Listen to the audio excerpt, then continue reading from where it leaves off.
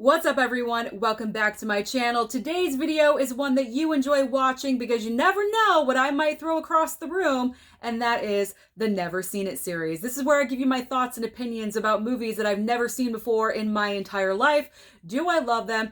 Do I hate them? But most importantly, do I recommend them to you? There's always the best of the batch and there's always a worst. Everything else kind of just falls in the middle. So if you're brand new here on my channel, and you love and adore physical media and everything to do with movies, then hit that red subscribe down below, as well as that like button, but most importantly, that notification bell so you don't miss any videos like this in the future. So I have a nice stack of comedies next to me because obviously September here on my channel has been comedy month, so that's where my focus has been.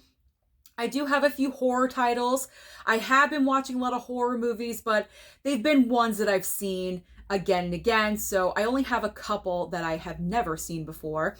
Now, the majority of these comedies, keep in mind, I have watched them before. However, it's just been an extremely long time. Once it goes beyond, I'd say 15 years or so, they go back into the never seen it pile because, of course, I'm going to feel differently about a movie that I watched in my early 20s versus a film that I watch now because I'm more seasoned now. I'm not revealing my age. Seasoned. So let's start off with my two favorites that I really enjoyed and had a great time revisiting. Let's start off with Trading Places. How can you not love and adore Trading Places? It's been so long since I have seen this movie, but I've always enjoyed it. I remember watching it when I was really young. I probably shouldn't have watched it that young, but I did. So we have Dan Aykroyd and Eddie Murphy. Really quickly, if you've never seen Trading Places, this is such a smart, intelligent comedy. This is the kind of comedy that I love watching. Now, they play these two very opposite. Dan Aykroyd is privileged and he's a snob and he has a great job, a fantastic fiance, the perfect life pretty much. Eddie Murphy is a bum in the street. He's begging for change. He's trying to scam people. And Dan Aykroyd's bosses are two older white brothers that are also privileged. And they place a bet to see if they could have these two right here, switch places and switch lives and how they react to that. It's a fantastic comedy. It is one of my favorites. Jamie Lee Curtis is also in this film in an extremely memorable role. And if you've seen this movie, then you know what I'm referring to. But it's a great comedy. Like I said, it is smart. It's a great script. Comedies like this is what I enjoy. So Trading Places, so fantastic. I'm so happy that I revisited this one. My other favorite, Ace Ventura, Pet Detective. It has probably been 20 years since I've seen this comedy. I think it still holds up. The jokes are still funny. They still hit in all the right places. Jim Carrey truly shows how funny he is in this film. I think I was laughing more now that I'm older than I was back then. I don't know what that says about me. Maybe I was too uptight when I was 15. I don't know. But I loved rewatching this one. Like I said, it's been way too long since I watched it. And it was just a great time. So those are my two favorites, Ace Ventura and Trading Places.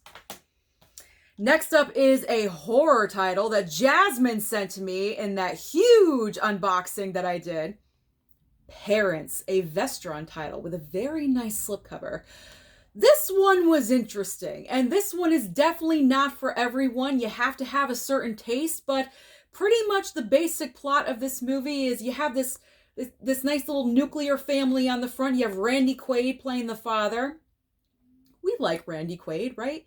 Not really in this movie. He's kind of a jerk. So there's this nuclear family in the 50s. They look perfect, perfect house. They recently moved to a brand new neighborhood, brand new house and everything. You kind of can tell there's something off about the dynamic in this family. And we're kind of seeing life through their son's eyes, and their son is trying to figure out what's up with my parents. Why are they weird? And he's trying to piece together everything. I'm not going to reveal what it is, but I kind of guessed right off the bat, and I was correct. It's definitely not a film that I would rewatch again and again. It's not that rewatchable. It's not a Scream, and it's not a Halloween for me. I can watch those 10 times in a row. This one is not that. it was definitely a weird surprise. I didn't hate it. I didn't absolutely hate it, but I don't know. I'm not sure when I'm going to watch it again, but I'm going to keep it because it's a very nice slipcover. And where can you find this? I don't know. So I think for like the rare factor, I'm going to keep this in the collection. So Jasmine, thank you for the weirdness. I did enjoy it, but it is a little off and a little weird. But I didn't hate it. It falls in the middle. Billy Madison. Okay, let's talk about Billy Madison. So you guys, if you've been on my channel, I've talked about Adam Sandler and like the early 90s comedy, 90s SNL people. I'm not really fans of their film work, particularly Adam Sandler. I enjoy him more now because he's more mature and the movies that he puts out, I think, have more quality and substance. But Billy Madison, can I just tell you, I think in the past I've seen this movie once. I don't even think I made it all the way through because when this film first starts out, the character of Billy Madison is so annoying and overbearing with him in the tub talking with the bottles of the shampoo and the conditioner with I don't like comedy. That's what I consider stupid comedy. That is not funny to me. I know a lot of you out there consider that funny, and that is fine. If you think it's funny, that's excellent. Personally, for me, I like a little more substance. So for the first, I'd say 20 minutes of Billy Madison, I did not laugh once, not one time. However, once he started maturing in the movie as his character was developing, then I was enjoying the film. And by the end of it, I'm glad I picked it up. But when it first starts out, it's just so annoying to me and not my taste. But thank God, halfway through, it does redeem itself. So it is on like the lower end of the comedies for me. I mean, if I had a choice between this or Uncut Gems, I'm probably picking Uncut Gems. I gotta be honest. Because at least in that movie, Adam Sandler is showing his talent. This is not really that talent. It's not talent. It's not talent to talk to bottles of shampoo and conditioner. Okay, anyone can do that. Don't hate me down below in the comments for dissing Adam Sandler, but it needed to be done. Next up, this is one that we watched last night, and that's Earnest Goes to Jail. We were cracking up at this movie. I've never seen any of the Earnest films. I know. Shocking, I know. So this was obviously a first time watch, but it was funny. I had a good time with it. It kind of got really goofy at the end, but like towards the beginning, I was really enjoying it. The dinner scene when all the silverware and like the butter dish was like coming at him. I was really laughing at that. My dad was laughing. I was laughing because my dad was laughing. And then my mom would laugh at me. We were all laughing at each other. So Earnest was actually a success in this household. So I'm going to keep it.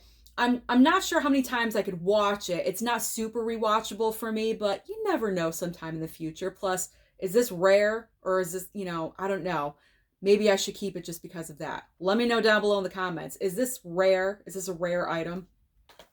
Because subscribers gift things to me all the time, and I never know if they're rare or out of print, so I'm just curious. Next up on the list, another comedy, The Nutty Professor with Eddie Murphy. It's been so long since I've seen this one. Now, I love Eddie Murphy the best, obviously, when he's in Professor Klump form. That's when it's perfect to me. He's so funny. He is likable because he is vulnerable, because he's bigger, and especially when he's playing his family around the table as the Klumps, that entire, those two scenes in the movie, I just love them to death. I think they're fantastic. Where this movie doesn't work for me is when he is himself playing Buddy Love. The character is just so annoying and overbearing. The laughter in the club, I can't stand that. I know that's the point of the character. The testosterone is at a level 1500. I know that's the point. I just can't stand it. It is so annoying to me. If we had a movie of him just fat the entire film, I would give it a 10. I would say it's a perfect comedy. But when you have him as Buddy Love in there, and I know that's the entire point of the movie, Don't trash me down below in the comments. It just grinds on my nerves. It's too much. It's just too much. Same thing as Adam Sandler. Along those lines, it's the same dynamic. It's not for me. But I enjoy the Nutty Professor. Besides that, I enjoy it. I think it's funny. I'm really worried you guys are going to hate me when it comes to this one. The Mask. I love Jim Carrey. I think Jim Carrey is so talented.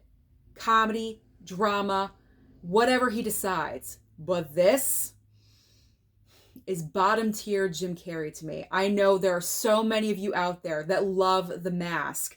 I'm happy for you. I'm not one of those people. It's not in the bottom of my pile. I'm not saying I hate it, but I would not pull this off the shelf automatically as my first choice if I was in the mood to watch a Jim Carrey movie. I would pick Ace Ventura any day of the week over this one. And that's because the same feelings about Buddy Love, about Billy Madison, the annoying factor. When he puts that mask on, he is at level 1,500,000, whatever you want to say.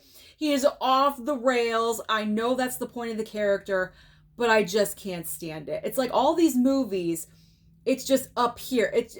I don't need it on that level. Comedy doesn't need to be so heightened. And it's just, I don't know. That's what I call stupid comedy. When you have a smart, intelligent script, you don't need to overcompensate and be just so outlandish, because the writing and the way you portray it does it for you. And it gets on my nerves. I'm sorry. The Mask gets on my nerves. Yes, I have it. Yes, I'm going to keep it. I'm not going to get rid of it, but it's definitely not my first choice for a Jim Carrey film. So don't hate me down below. Don't hate me. Don't unsubscribe. We all have our different opinions. Let's just move on. To Dodgeball. Dodgeball was fun. I don't know. For some reason, I had this preconceived notion that I wasn't going to enjoy Dodgeball. That's why I've never watched it before. It's been sitting in my pile probably for a year and a half, and I never touched it. But I gotta say, I enjoyed Dodgeball way more than I thought I was going to. I was laughing my butt off. Vince Vaughn, extremely funny.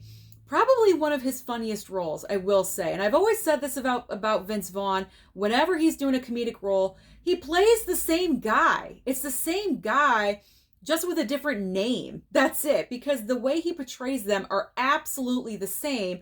But for some reason, I really liked his character in this movie. And Ben Stiller is just off the rails, ridiculous. And I love the chemistry dynamic between him and his wife in real life. The way she has to be disgusted by him, that alone is hilarious, because obviously they were in love when they were making this movie, but she has to pretend that she hates him. So everything about this film I enjoyed. Justin Long, hilarious in this. So if you haven't seen Dodgeball, I do recommend. Moving Violations. Oh, this is such a nostalgia moment for me. From the same creators of Police Academy. So if you enjoy the Police Academy movies, you will enjoy Moving Violations. I remember watching this super young, probably 10 years old. My mom introduced me to this movie. Again, I probably shouldn't have watched this at 10, but I did. So I just really think this movie is funny. It is kind of dumb, but it doesn't go over the line where I'm annoyed by it by any means. But it's about a bunch of people that are sent to traffic school because they've committed so many moving violations. They've gotten so many tickets. So they have to go back to traffic school. Their licenses are taken away, their cars are taken away, and they have to pass this stupid course that they take in a week. Otherwise, they'll never drive again. They'll never get their cars back. So it's pretty much just about that, getting their cars and everything. It's just a really funny comedy. Mindless entertainment. There is an old lady in here. She is the highlight for me of this entire movie.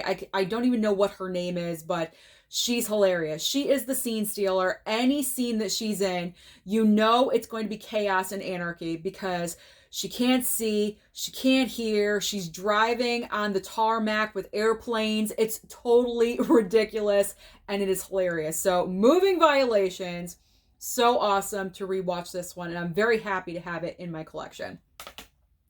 Woo! I talked a lot about movie violations. Okay. Let's go to the 80s now with Weekend at Bernie's. It's been so long, probably 25 years or more since I've seen Weekend at Bernie's. This was a major flashback for me. But again, mindless, fun entertainment. It's always just fun watching Weekend at Bernie. I've always loved Andrew McCarthy. He's always just, I don't know, he's just like done it for me, I guess. It seems like everything, not in that way, but it just seems like everything that he's been in has been entertaining for me. You know, Mannequin, you know, Weekend at Bernie's, and recently watching St. Elmo's Fire. I loved him in that. And also, what is it? Pretty in Pink. So anything that Andrew McCarthy is in, I always kind of like gravitate towards. And this one is just, whatever happened to Jonathan Silverman? That's what I want to know. Him right here. Whatever happened to him? He kind of just like faded into existence. But Weekend at Bernie's, it was fun. Middle of the road. Don't love it. Don't hate it. I just enjoy it. Caddyshack. Okay, so this was good. However, I do have a question as to why is this some people's favorite movie of all time, or it's in their top 10.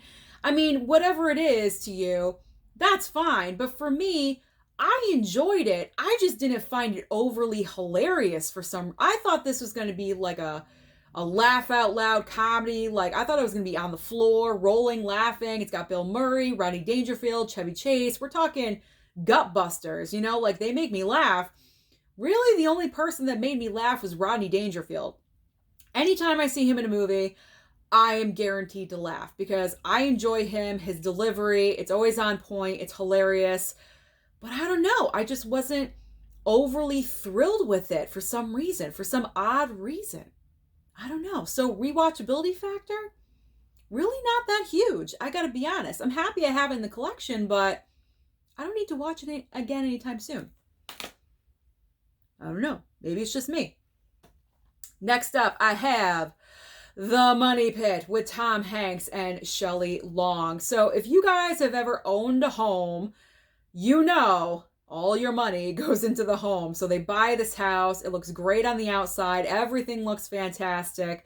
The day they move in, that's when all the problems start. What I love most about this movie is the outlandishness, there we go, of everything that happens in this film is just so crazy and so unreal.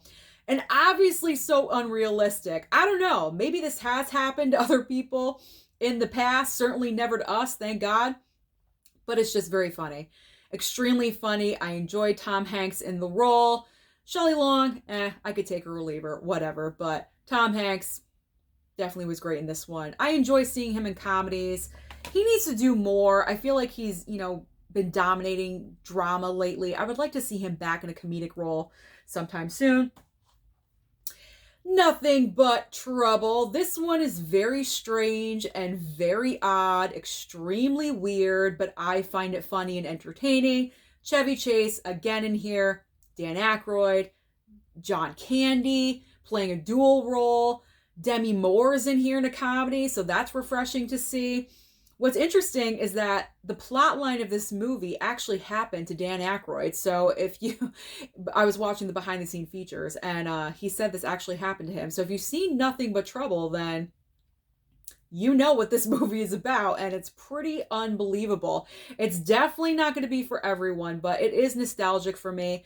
I remember this from my younger days, so to revisit it now was a good time. So it's not the most rewatchable. If I want to go for a comedy, obviously it's like Ace Ventura or Trading Places, something like that. But every once in a while, Nothing But Trouble. Not bad. Not bad at all. Wayne's World, one of the best comedies to come out of the 90s. Now, granted, yes, this is like 90s SNL players, and I said the 90s SNL players, I don't really enjoy their work.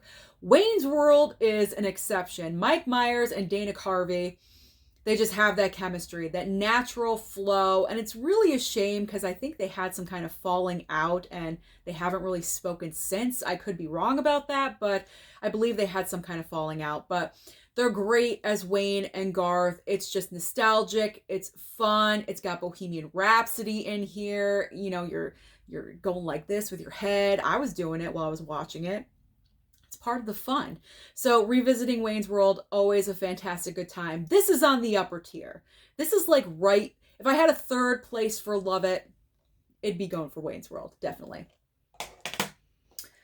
Another horror movie. I told you, all comedies, 2 horror movies. Maniac on 4K. What was this about? This movie was crazy. Pretty much in a nutshell, it's about this guy that has a lot of problems going on. It's clear he has mommy issues, abandonment issues. He's got a lot of issues going on because he likes to go out and scalp women and bring the scalps home and put them on mannequins. And he has a ton of mannequins in his little tiny hovel that he lives in.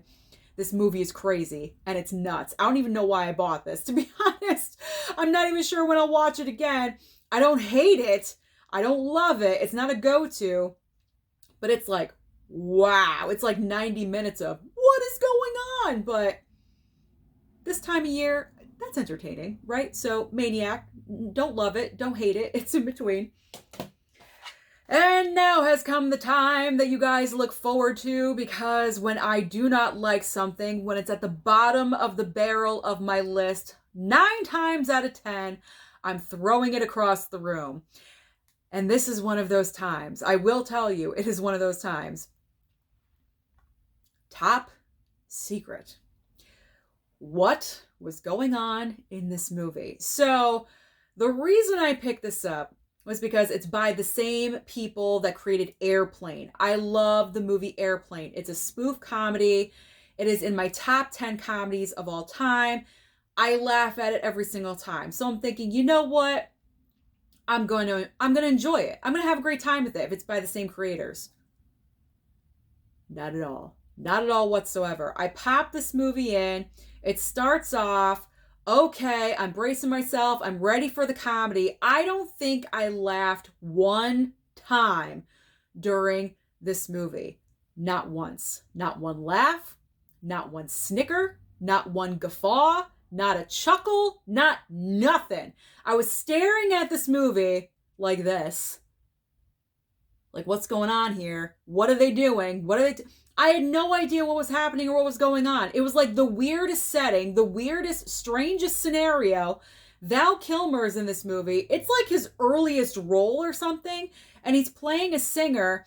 That's the only time I was entertained during this movie, was when Val Kilmer was on stage as his character singing songs. That was it. Once we got out of that, I was so bored. I was completely bored with this movie. I was not entertained.